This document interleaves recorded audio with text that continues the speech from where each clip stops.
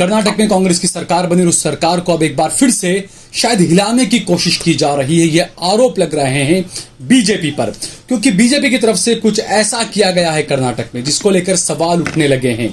क्योंकि कांग्रेस की सरकार बनते ही बीजेपी एक बार फिर से कर्नाटक सरकार को अस्थिर करने में लगी है, ये आरोप लग रहे हैं।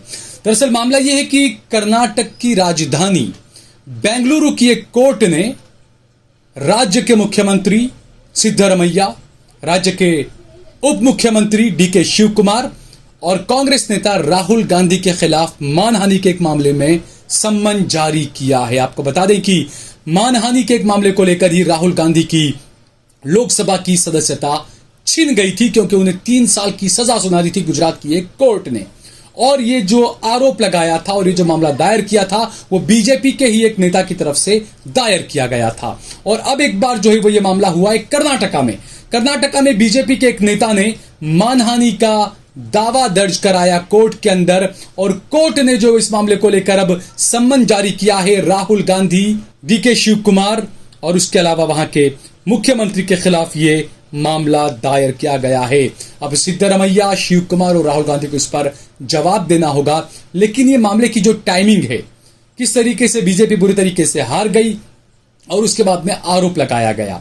अब दोस्तों थोड़ा तह तक जाते हैं कि आखिर मामला क्या है, मानहानि का दावा क्यों किया गया और ऐसा पहले कब कब क्या क्या हुआ है।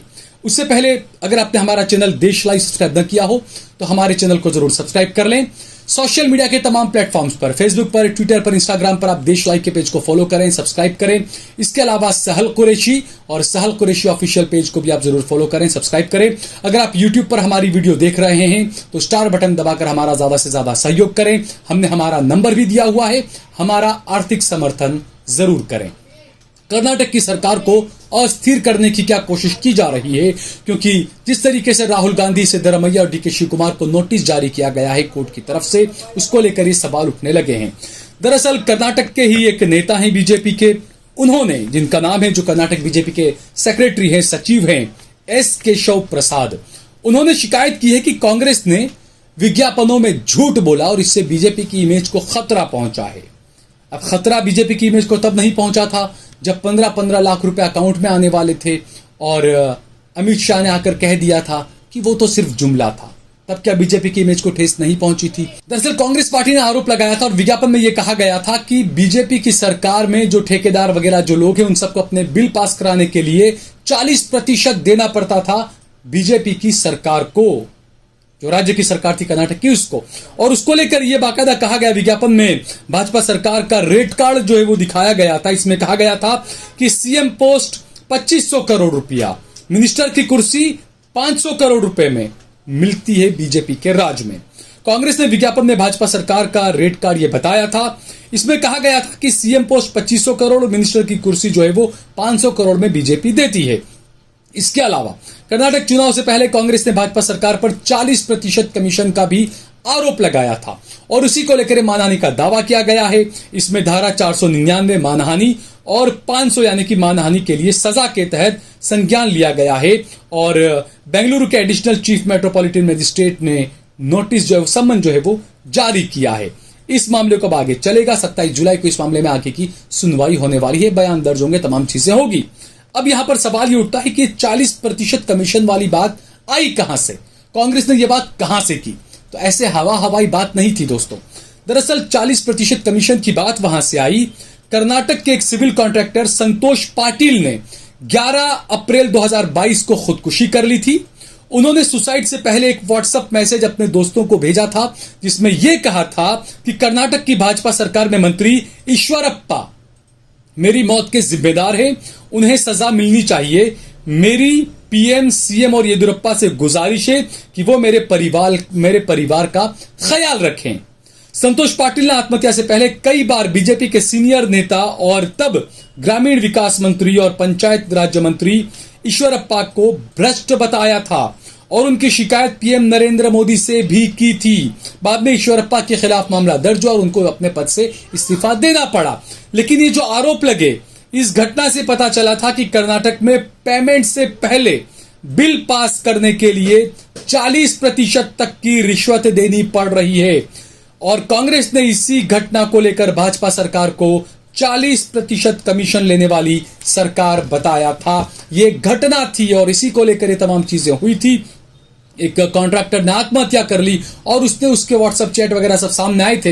हालांकि इस मामले में जब ईश्वरप्पा को गिरफ्तार किया गया, पुलिस ने कार्रवाई की, लेकिन ईश्वरप्पा बरी हो गए। कोई सबूत बताया कि नहीं मिल पाए थे, जो भी, तो वहां से बात शुरू हुई थी।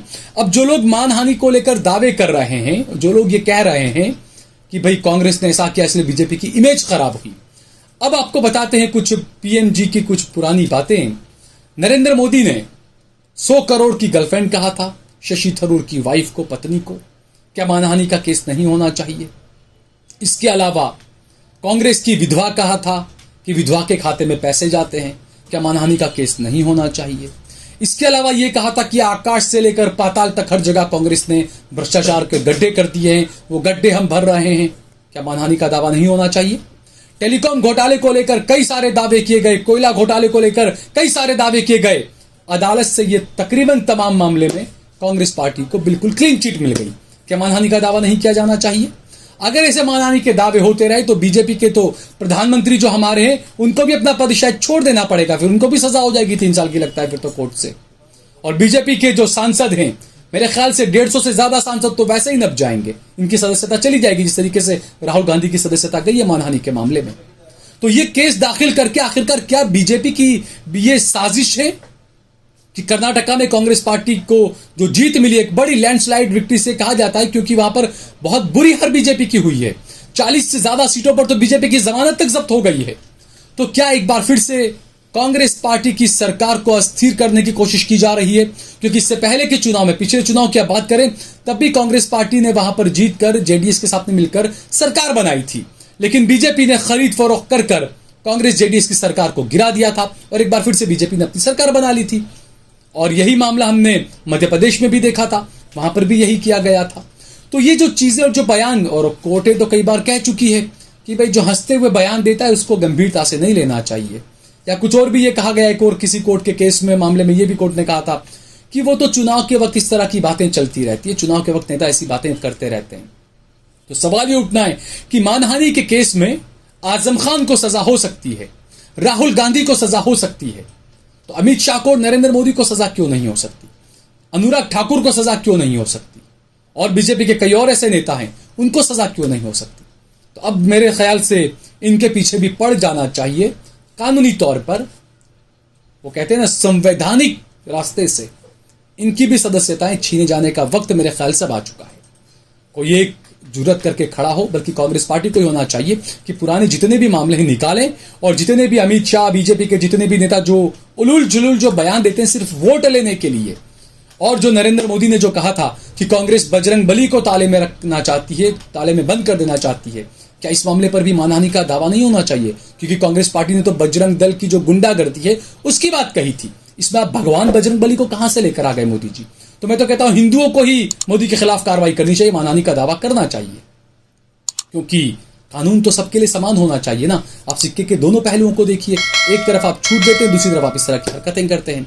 बहरहाल ये कई ऐसी बातें हैं जो आपको इन सब चीजों पर ध्यान देना चाहिए। अगर आपको ये वीडियो पसंद आया हो तो इस पर कमेंट करिए, इसे लाइक करिए, इसे ज्यादा से ज्यादा शेयर करिए।